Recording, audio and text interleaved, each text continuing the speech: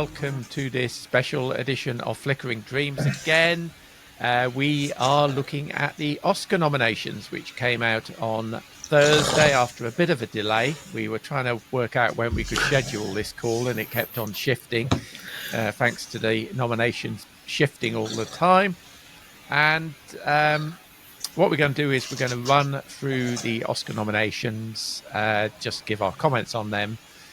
And then at the end, we are going to go back to something Scott and I did back in April, I think it was, Scott, roughly, where we did our ridiculously early Oscar best film predictions, and we'll see how many of those we got right. It's not good. I will flag in advance. So let's take a look at the Oscar nominations. Then you should have those on your screen now, and we're going to start off with the big one, the Best Picture list. I thought this was a pretty good list, I have to say. What's your view, guys? Any real surprises? Well, there's one obvious surprise on there, which is I'm Still Here, which is a Brazilian thriller, I think it is, about a sort of kidnap situation, I think. But we've not seen that. Don't think we get that until middle of February here. And, well, yeah, I think it was going to be on a very limited release. It may get a wider release now that it's Oscar nominated. Any real surprises on there for you guys? I'm going to say it right out the bat that while Emilia Perez was an intriguing watch, I'm not sure how it's got so many nominations. Well, I agree, Emma. I think it helps that it's a foreign language film, so it's picked up double bubble there. I'm kind of the view that if something is listed in the best foreign language picture, or indeed the best animation picture, I'm not sure it should appear in the best picture list, or vice versa. It seems to get kind of double the opportunity by doing that. But I'm going to start off being very controversial and say I think that there is an agenda with this that people are mistakenly giving Emilia Perez, in that it is a film about a trans character, and I think people are voting for this in support of it, despite the fact that in this film, at the beginning of it, before the change, not a good person, and suddenly, when they get the change, apparently they're a good person, despite the horrible things they did before. And I think people are mistakenly even possibly not watching the film and supporting it because of what they think they should support. It sums up for me a lot of what was wrong with the whole process of the Oscars.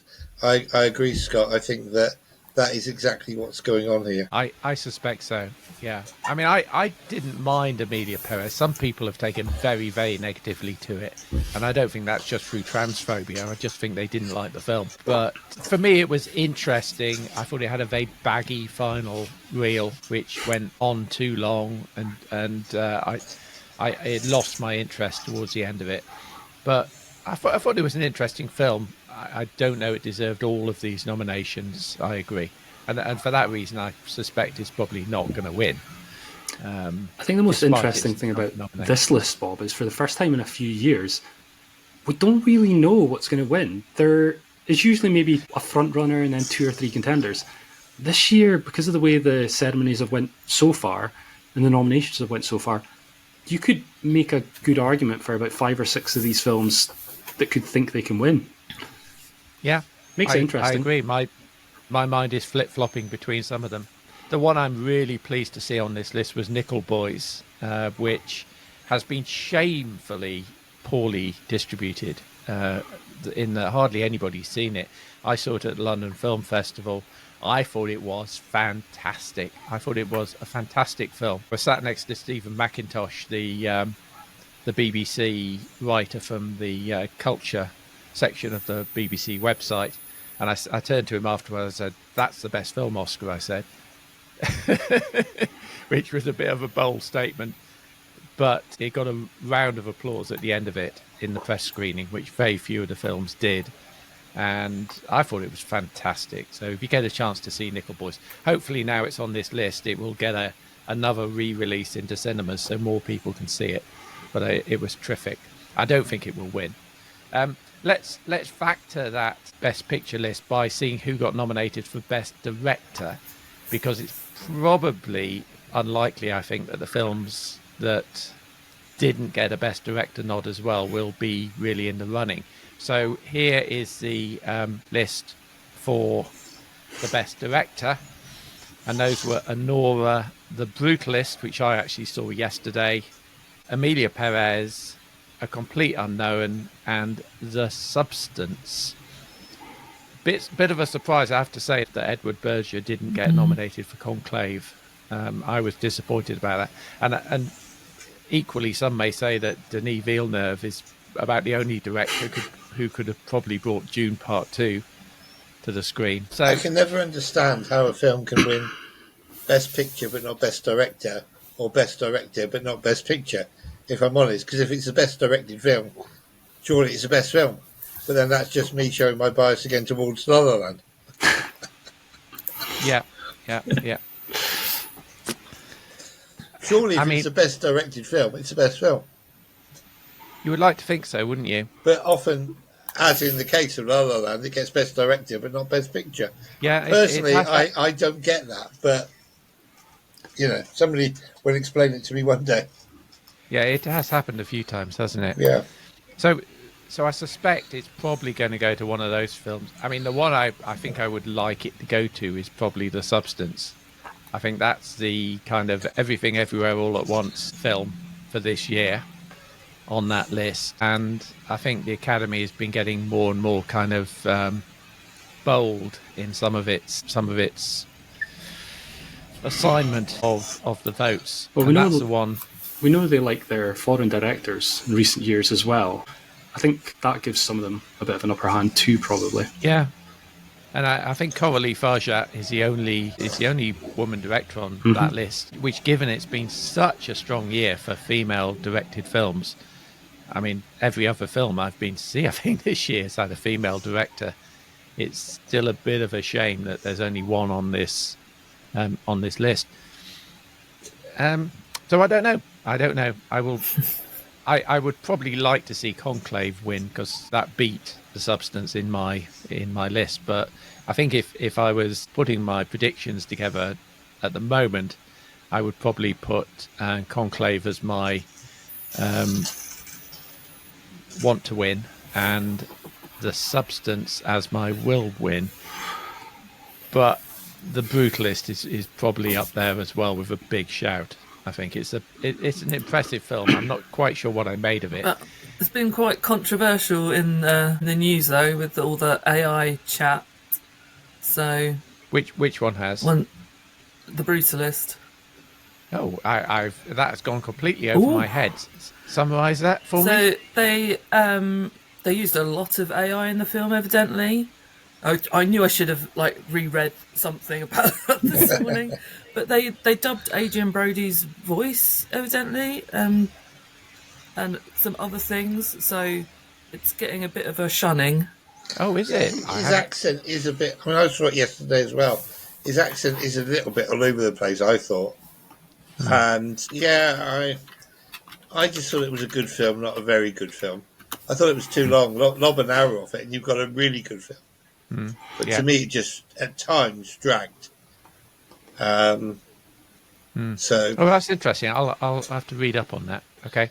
Why didn't John M. Chu did he get nominated as Best Director? No, he didn't. I don't understand. The answer to everything is wicked. No, I said I don't understand how a film can be Best Picture but not Best Director, or Best Director but not Best Picture. To me, it doesn't make any sense. I suppose there's only 5 slots for director, so you can't get all 10. There's only 5 slots for directors. Best and 10 Pictures. for film. Well, okay. Yeah. Thanks, so. So here are the ones for Best Actor in a Leading Role, and we've got Adrian Brody for The Brutalist, Ralph Fiennes for Conclave, Coleman Domingo for Sing Sing, which unfortunately I still have yet to see. Sing Sing. I don't know whether it's streaming anywhere, but I must try and catch that. And Timothée, I've missed his E acute there, Chalamet for A Complete Unknown, and Sebastian Stan for The Apprentice. I think Daniel Craig will be feeling pretty pissed off he didn't get a nomination for Queer. I didn't like the film, but I thought, as in the lead role, I thought he was absolutely fantastic. So But then Sebastian Stan was very good as well. But for me, I'd have swapped Sebastian Stan for Daniel Craig in that list. Any personal favourites there? I'm rooting for Ralph Fiennes myself. Wouldn't be mad about Coleman Domingo. Yeah, I wasn't a massive fan of Conclave, but Ralph Fiennes' performance, I think, of all of those, deserves it. I think I'm in agreement. Yeah. I would go Ralph Fiennes, although that's interesting. Given the way, I think he's currently in third place with the bookies. I think it's going Adrian Brody first, but that's interesting what you said there, Emma, about AI. And Timothée Chalamet, I think, is in second place at the moment. I mean, Chalamet, you've got to applaud him for playing and singing all of those Bob Dylan songs as if it was Bob Dylan. I mean, I thought it was astonishing how he did that. Should you reward an actor slot for being a multi-trick pony? Presumably he was playing the harmonica as well as the guitar. I did come out of that film realising that while I like the songs, I clearly don't like the singer. Well, he's not painted very well. Dylan apparently approved the script, but he doesn't come out of it very well, does he? I think we have to remember that it's only showing 4 years. You know, he had an incredibly much longer career after that. As it said at the end, he went on to make 55 albums. Yes. So I think you have to remember it's just those initial 4 years of his career the film is showing us. I think you go 61 to 60... 65. Oh, yeah, maybe it is 65. Yeah, you're right. Yeah, and then you go on to, because he went on to join the Travelling Wilburys and release some gospel albums and so on. Yeah. So I think it's a young man coping with overnight stardom, really, in that particular period of time. It's hard to judge the man as a whole on those 4 years, personally. But yeah, I mean, certainly not a biopic, is it? No, not really. It's not painted as a biopic. No. Yeah. Okay. All right. Well, we will see on those. Here are the ones for Best Actress in a leading role: Mikey Madison for Anora, Demi Moore for The Substance, Carla Sofia Gasson for Amelia Perez. I think I've missed out some cutes there as well. Cynthia Erivo for Wicked. I've added part 1 because presumably Wicked part 2 is going to be. It's going to be called Wicked Forever. For good. Oh, is It's it? been announced. For good. Sorry? For good. Oh, for good. Wicked- Sorry, yes, got you right. For Good. Wicked for good. Yeah. Right. I've added the part 1s on the view that we'll get to this point next year and everybody will talk about Wicked and say, well, which one? So that's interesting. Okay. And then we got Fernanda Torres for that film that I haven't seen, the Brazilian film I'm Still Here. So I don't think we can comment about Fernanda. She seems to have a lot of support from Latin America, judging from the comment stream on the Academy YouTube stream as I was watching the nominations. This is quite a tough category to call, isn't it? I'm leaning far more towards Torres now. I think, even though I don't know who she is, I've never seen the film, but given that she won the Golden Globe, suddenly people are starting to watch the film so much that it got into Best Picture. I think there's a sway of momentum there that the difficulty is she didn't get SAG, she didn't get BAFTA, so she's not going to be seen making speeches leading up to this. That can sometimes help people, which would give Demi Moore a chance. As in the case of Demi Moore, of course. Yeah, and I'd like to see Demi Moore win, but I've just got a sneaky feeling right now that there's that momentum from Brazil that's pushing Torres. Yeah. I mean, this was a tough category when I was preparing for my BBC Radio Solent thing, which happened directly after the nomination, so I had to be kind of ready. I had my marker pen and I put down a list of who might get it, and I had 9 names on the list, with Nicole Kidman for Baby Girl, Pamela Anderson for The Last Showgirl, Marianne Jean-Baptiste for Hard Truths, and Angelina Jolie for Maria on there as potential. Kate Winslet for Lee is snub as well for me. Oh yes, Kate Winslet, yes. Could have gone to her, yeah, you're right. That was a terrific performance as well. But Demi Moore is the kind of comeback story there, and for that reason I wondered whether Pamela Anderson would get it. I've clearly not seen The Last Showgirl yet, but from the trailer it looks an impressive performance. Then you can't count I'm rooting for, because first openly trans woman to be nominated. Again, people might get behind that. Yeah, I think they might as well. I mean, I'm going to lose a lot of money on the bets this year, Scott, I have to say. Hey, the odds should be I better think this year because there's no favourites. there are no favourites, no. So it could go anywhere. Yeah, it might go to Gaston. It might go to Demi Moore. It might go to Mikey Madison. I mean, it was a terrifically brave performance. Might go to Cynthia Erivo. Go on, Emma. Emma's trying to jump in. I am fully on the Cynthia Erivo train here because, like, quite honestly, we should make more films where she can sing. Absolutely. Absolutely blows me away every single time. My heart's saying Cynthia, my head is saying Demi. Yeah. But I would love to see her with it. Yeah. I mean, this is one of the most open categories, isn't it? I think we can agree on that. It's really, really difficult to call. Yeah. I mean, Cynthia was interviewed by Mark Kermode this week at his show at the BFI, and I was there. She had 3 bodyguards, which was interesting. But she came across as a really humble person, actually, who's not really enjoying the award season junket. No. Junkets. But yeah, my heart's saying her. But I mean, she is a fantastic actress. I remember, I think the first film that I really clocked her was Bad Times at the El Royale, which was one of my favourite films of that year. But she was fantastic in that. Okay, let's move on to the supporting category roles. Best actor in a supporting role. We've got Kieran Culkin for A Real Pain, Guy Pearce for The Brutalist, Yura Borisov as the Russian guy in Anora, Edward Norton for A Complete Unknown, and Jeremy Strong for The Apprentice, again playing Roy Cohn in that, of course. A bit of a succession battle. Yeah, succession battle. That's exactly right. Kieran Culkin and Jeremy Strong. I mean, I can feel an Andy Godfrey rant coming on here, and I'll preempt it by having a rant about this myself. I mean, Kieran Culkin is really the lead, isn't he, in Real Pain? He's not even supporting. It's Jesse Eisenberg, if anything, is supporting actor for that. So you get the usual thing. What's I going to rant about, Bob? What? What was I going to rant about? Oh, I thought you were going to rant about that. The fact that I thought that was a great. I loved The Real Pain, and as has been said, I think only he could play that role.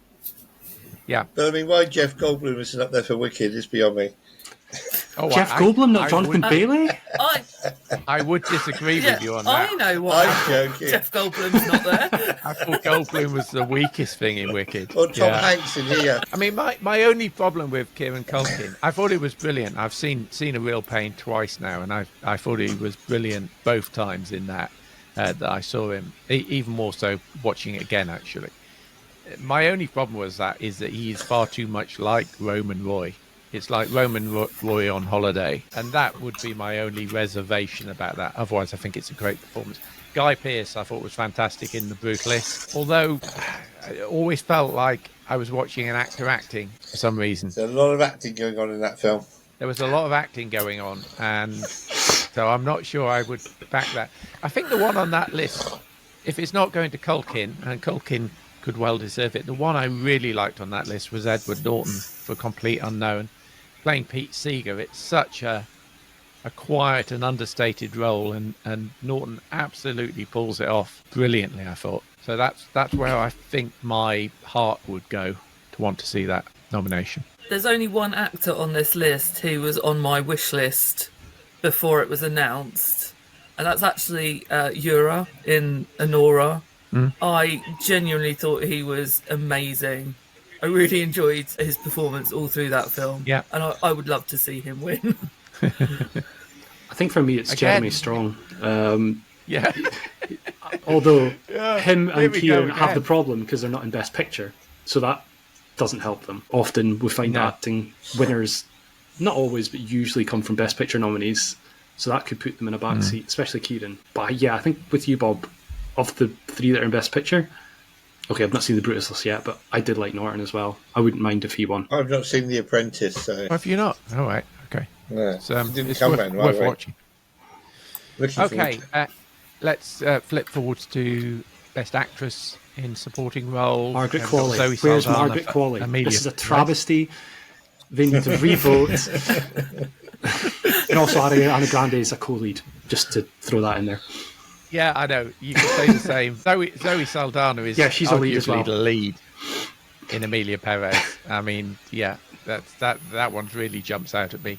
Ariana Grande for Wicked Part 1, Felicity Jones for The Brutalist, Isabella Rossellini for Conclave, and Monica Barbaro for A Complete Unknown.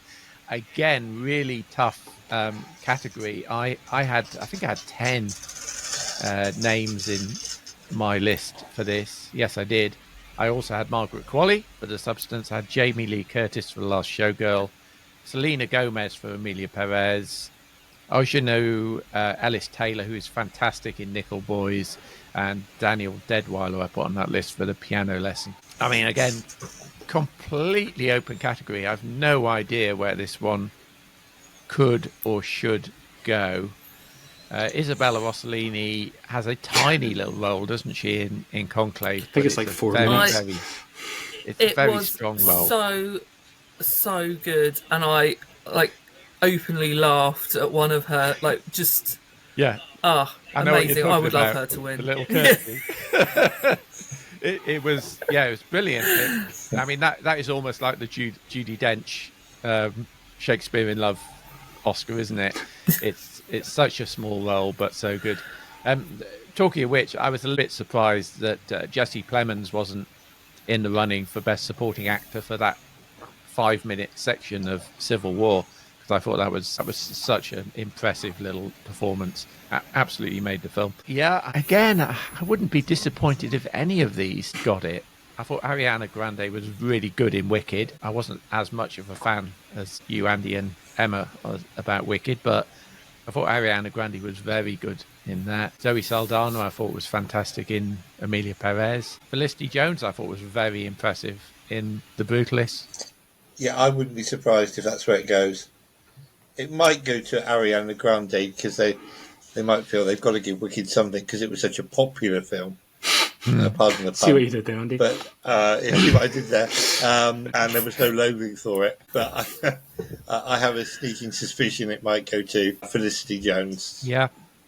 She does play a major role in that film. I mean, that end I think scene, you might be right. You know, where she's doing the confrontation at the end without spoilers. Yeah. She's absolutely fantastic. It was good.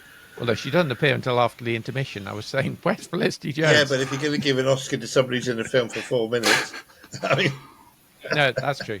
I mean, the name on that list who could be a little sleeper is Monica Barbaro, playing Joan Baez in Complete Unknown. Good.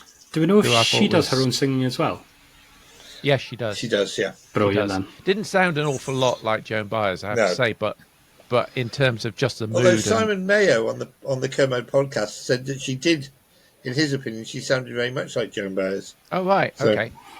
It didn't quite come across to me. He's an expert. Well, yeah, he's probably more of an expert than I am in the singing area. Okay, Best Animated Feature. So no Moana 2 on there, thank God. That would have been contentious, I think, in my book. I still haven't been to see it. You don't need to. I just don't have the urge. We don't Disney need to. Just It'll be on streaming soon. It'll be on Disney in the flashiest of flashes, yeah. So Best Animated Feature, we've got The Wild Robot, we've got Inside Out 2, we've got Flow, the Latvian film. We've got Wallace and Gromit, Vengeance Most Foul, which I must admit I still haven't seen. Oh, it's wonderful. I must. It's on my immediate list, and we've got Memoir of a Snail, which I saw at the LFF. Hasn't come out here yet, but is absolutely wonderful. I mean, it seems to be a lot of momentum behind Flow. Has anybody seen Flow?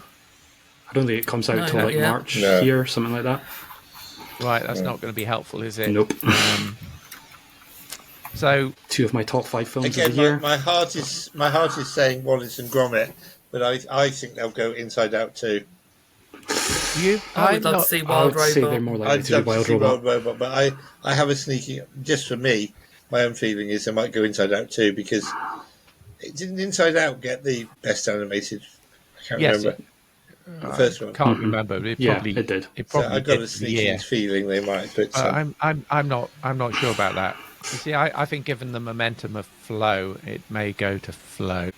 I'd like it to maybe go to Wallace and Gromit, or A Memoir of a Snail as well. I know you haven't seen it yet, but Australian film. It's so anarchic. It's so funny and so well done that might build up some momentum. I think this is one of the categories that might build up a momentum before the actual event in March, and more people will go and see these films. But we'll see. Let's move on. And next category is Best International Feature. Oh, I've got some watching to do here. I've only seen one of these films. There's Flow again as the Best International Feature, which makes me think it might stand a really strong chance in the animated category. I think The Girl with the Needle, thanks to Commode and Mayo's Take advert, is on Mubi, so I might be getting a 30-day Mubi subscription to try and watch that. But the only one I've seen on there is Emilia Perez. I mean, to me, I think Emilia Perez, given its number of nominations, is a shoo-in for that category. Yeah, easy. Yeah, I think so. I'd have to agree on It's that the one. only one I've seen as well, yeah. Yeah, okay. Moving on.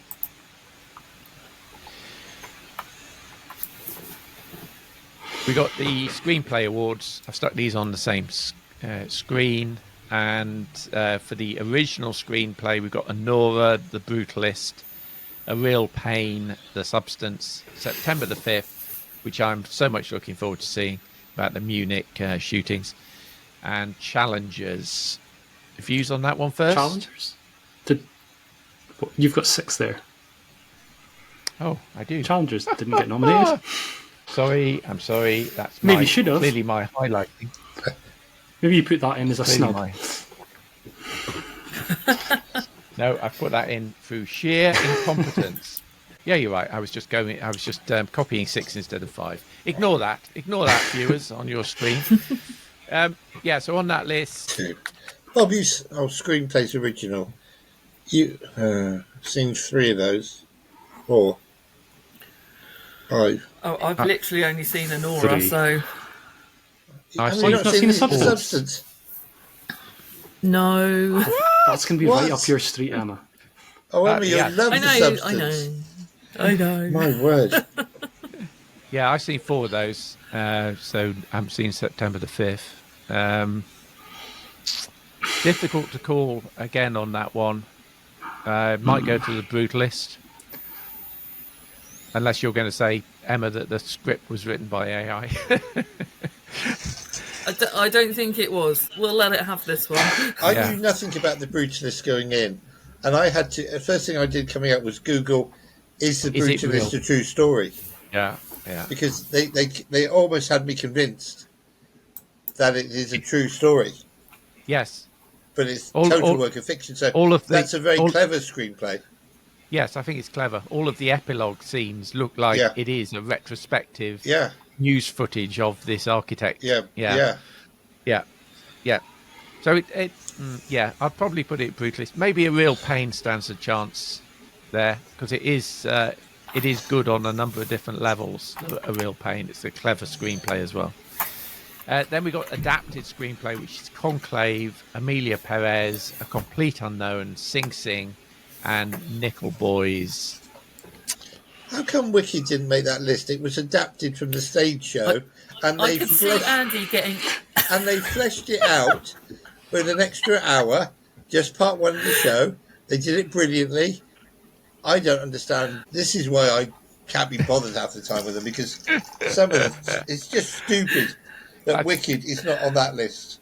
That's your second round, Andy. You're allowed 3. When you put this slide up, Bob, I could see Andy getting annoyed. Oh, come on.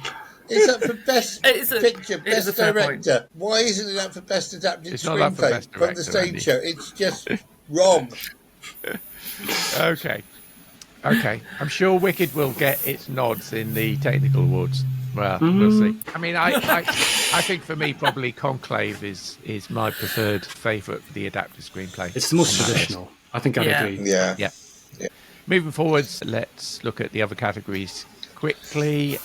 We've got Best Documentary Feature and Best Sound. I've put two per slide on this so we can speed it up.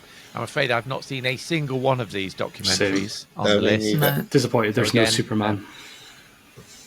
That is surprising. There's no Superman Christopher Reeve story on there. And now I'm going to have a real rant about one of these in the sound category. A Complete Unknown on that list. there were points of that film I couldn't understand a bloody word that the actors were saying. The sound mix and the mumbling, I can understand the mumbling because that's part of Bob Dylan's character, but the sound mix on some of it was so poor. There were moments at the beginning of the film I really couldn't decipher what was being said. I needed subtitles. And I thought, oh, I've got my ear in now. I'm picking it up. And then we went to a Newport Folk Festival right at the end of the film. And there was a whole sequence with Dan Fogler. Again, I couldn't hear what he was actually saying at all in the mix. So I would really object if a complete unknown won that for sound. Otherwise, I mean, The Wild Robot is an interesting choice for an animated film getting sound. Of course, it's both sound design and sound mixing mixed together now, so it may win for sound design there. I thought the sound design on The Brutalist, Bob, was really good, because there was lots of stuff that was not on screen, but you could hear all the background noises of people chattering or wherever the location was. Yes, it was clever. I was surprised it didn't get a sound design nod, but I mean, this is one that could go to Emilia Perez. It could go to June Part 2. I think it could go to Wicked. Those are the three which I would probably limit down. But then, again, we're not kind of sound experts, and the sound guys vote on this one, don't they? So I can't recall the nominees at this point, but there's usually quite a good crossover between sound and editing. So if there's something that's in both, then that's more likely to win. I think that Emilia might be coming up next. Yeah, there we go. Emilia Perez editing, we've got Wicked, Wicked, The Brutalist, and Emilia Perez. It's probably on Emilia for sound then. Might be, yeah. Editing, yeah. Again, I thought The Brutalist was really clever in its editing. Wicked might stand a chance at that as well, I think. Then we got cinematography. I know where my heart goes for this one. We've got Nosferatu, The Brutalist, June Part 2, Emilia Perez, and Maria. I would love for Nosferatu to win this. I thought the cinematography of that was fantastic. Don't know about you guys. I'm in agreement. Nosferatu was beautiful at some points. I think just going back slightly with the editing one, no June 2 in there, I thought was a shock. I don't know what more Denis Villeneuve and the editors could have done to make that a nominee, but yeah. Okay, June Part 2 might get it for. I think some of the stills from that film could go on an art gallery wall. The lighting and the construction of the scene was fantastic. Let's move on to the more minor categories. Not minor to the people involved in them, of course. Best score. The Brutalist, Conclave, Wicked Part 1, Emilia Perez, and The Wild Robot. I mean, being controversial here and getting Andy's goat up here, Wicked Part 1 is largely the stage show, so I'm best original score. I'm not sure about that. I'm afraid I do agree. Well, I did love it. Mm-hmm. That should have been replaced by Challengers. Yeah. Having seen the film yesterday, I would probably put a nod to The Brutalist for this. I thought the score was really interesting and really added to the film. Conclave, I actually thought the score was the one thing that annoyed me about the film, which probably means it'll probably win, because I said the same thing about All Quiet on the Western Front being an intrusive score, and that one won. So it'll probably go to Conclave now. I was quite surprised that June 2 didn't make best score. Yeah. It wasn't eligible. Not only that, it didn't make the 20 long list. It's because he used part of the music from the first film, so it was no longer original. Makes sense. Okay. Yes. And then while we're on that subject of kind of reuse and plagiarism, best song, Robbie Williams got dropped off this list for his end-title song from Better Man, because it was claimed that it plagiarised another earlier song that was very much like it. And the guy who composed that original song is one of the directors of the Academy Music Division. So, which almost to me requires an inquiry, I would have thought. It's so pointed. But anyway, best song, we've got 2 from Emilia Perez. I wasn't a great fan of the songs in Emilia Perez. They're very much Stephen Sondheim style for me, and a little bit kind of talky and not particularly melodic. So I wasn't a fan of those. Of that list, I have to say the only one that really comes to mind is Never Too Late by Elton John from the film. But who knows? Any views as to where it should go? I'm not a big fan of this list, so give Diane Warren finally. Give her one. Just maybe they'll stop nominating her if they eventually give her one. Which is that Diane Warren one? The 688 one, which I think everyone just skipped on Netflix because it was apparently terrible. But of course, Diane Warren's going to get in. Good news for Andy. I was watching Graham Norton last night, and Ariana Grande was on, and she was saying that in Wicked Part 2, there's going to be original songs. Yeah, I mean, Cynthia Erivo said the same when, because the second act is actually shorter than the first act in the stage show. I mean, the stage show, the second act, it moves really quickly, and so I'm looking forward to seeing what they do with it. But yeah, no, that's good news. In a way, interesting news. So let's move on to the technical awards. Production design, we've got Wicked Part 1, Dune Part 2, The Brutalist, Nosferatu and Conclave. I mean, we're not experts on this, difficult to call. I think there were other films during the year which I've commented on production design. Gladiator. More than these, like Nickel Boys. And even A Complete Unknown as well. Just last week, I commented on how strong the 60s kind of mood and feel was for that. So I'm a bit surprised that's not on the list. I mean, on production, I thought Conclave was really beautiful to look at, and the way it was all put together. A lot of it just brought to mind like classic oil paintings, and so I'd quite like to see that win something in this sort of area. You got the impression they were actually filming in the Sistine Chapel, which I don't think they were. I don't think so, no. But I mean, the Sistine Chapel is breathtaking when you walk in, if any of you have ever been. I mean, you just walk in there, it's just incredible. So I thought the production design was great. It's still not my choice of winner. And then we got costume design, which again, for Conclave, some of the finery of the robes and so on was great. We've got Gladiator 2 in that list. I mean, I was just going back to a previous category. I was really disappointed Denzel Washington didn't get a nomination for Gladiator 2 for Best Supporting Actor, because I think he was one of the best performances, I think, of the year in a supporting role for that. As you can tell, I'm not a costume expert, so I think that could go in lots of different ways. I'd be tempted to maybe put it into Conclave's direction, but we'll see. I'm going to throw a couple of snubs in there. Beetlejuice, but the big snub, Furiosa. How is Furiosa not in costumes? Yeah. How is it not in production design? Yeah. How is it not in hair and makeup? Yeah. As well. It's not got a single nomination, has it, Furiosa? So, hair and makeup.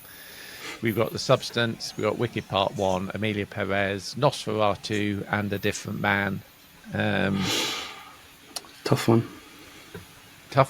Maybe The Substance, maybe Wicked. I'm well in for Wicked on this one. I think Wicked probably, as you said, has been so commercially successful, it will pick up some of these technical awards. But we'll see. Emilia Perez might be strong as well for hair and makeup there. It's nice to see Alien Romulus getting I was quite surprised. I was quite surprised that one made the list, actually, in terms of VFX. I think they're pretty good. As long as we leave out a certain AI-generated person on a computer, I think it's fine. Which is the AI? What? Better Man? No. I can live with it within the context of that Alien film. Romulus. Yeah, I've got to be honest. I could live with it within the context of the film.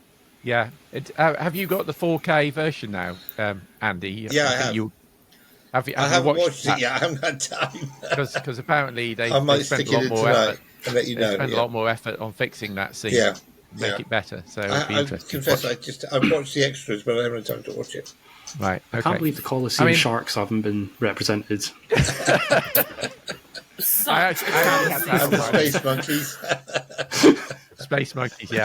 I think that's probably let it down. Genuinely, I always think Planet of the Apes films, the effects on those are incredible. So I wouldn't be mad if that came out with a win here. No. No. And once again, it's such a technical category. It's difficult for us to comment. I think. I mean, Dune Part 2. I think he's going to get missed out in most of the other categories. So it may get a consolation nod there for it, because it was very impressive. Those sandworms being realised in Dune Part 2 were superb, I thought. Right, let's. So that's our kind of rundown of those nominations. Let's now just finally look at what Scott and I suggested for our way too early Oscar Best Film predictions. So back in April, we put our neck on the line and posted on Facebook what we thought would be in that list. So let's see how we got on.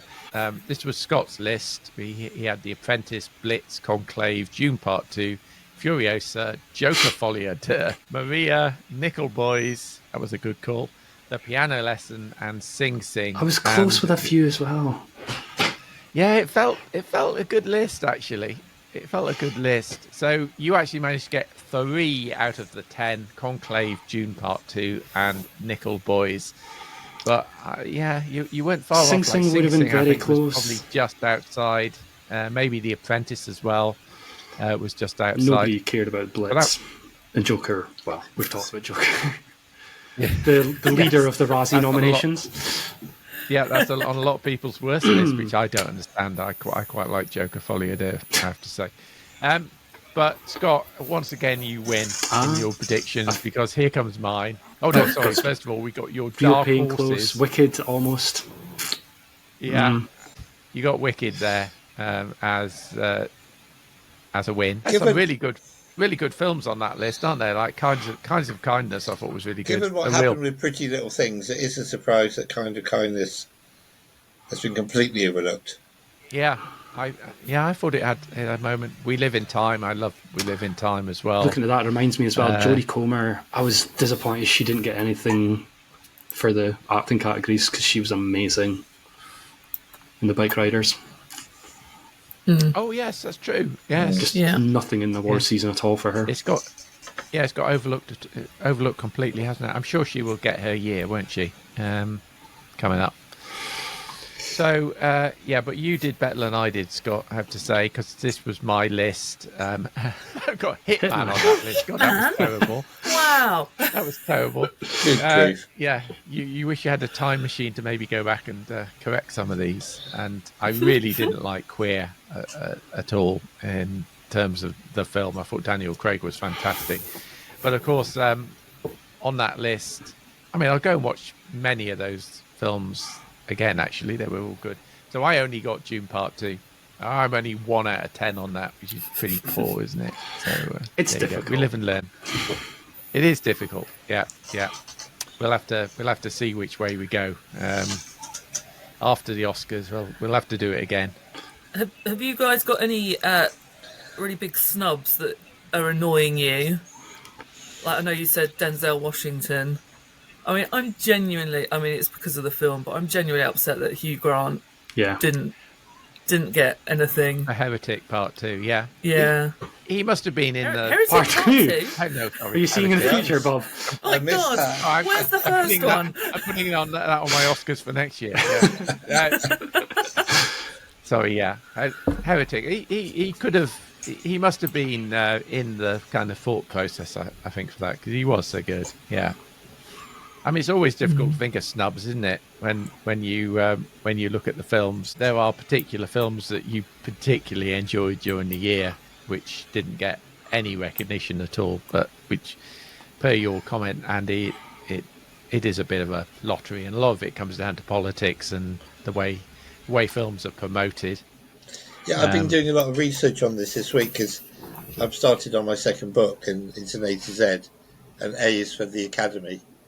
And apparently, I can't wait to read that one. Apparently, there are 8,000 members of the Academy spread across the 17 different departments, and it's a well-known fact that they don't watch all the films.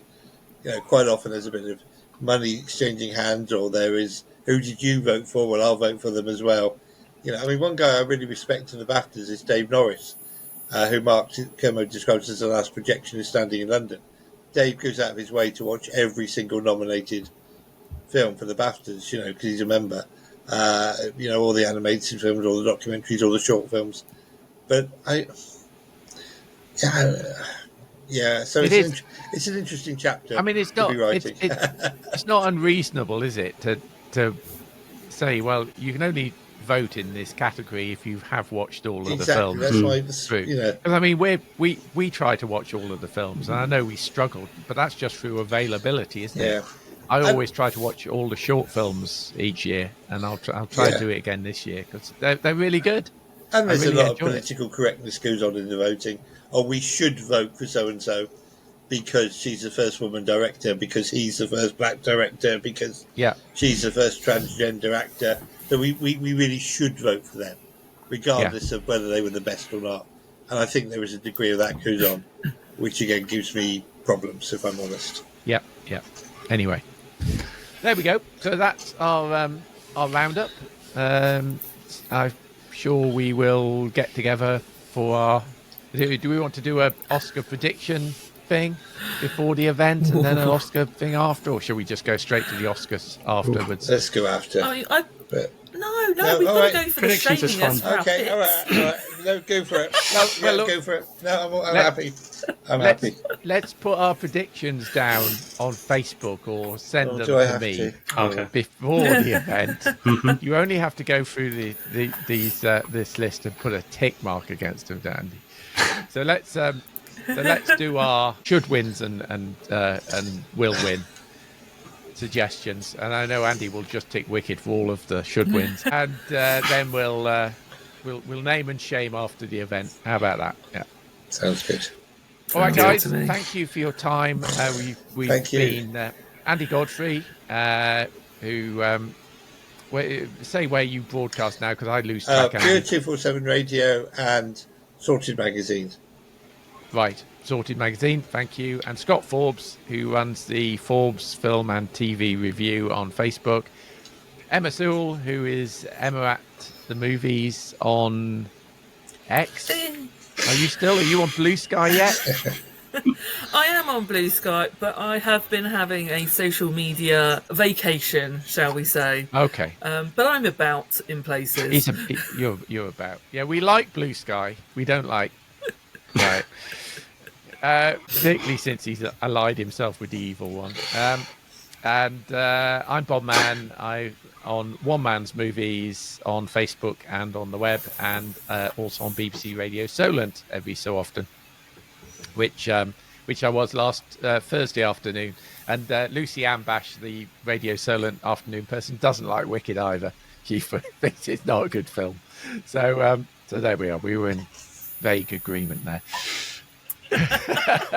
Your prayers are well accepted, Andy. Yeah, thank you. Okay, guys, thanks very much for your time, and we'll see you soon. Bye. Thank you. Bye, Bye. guys. Bye. God bless. Take care.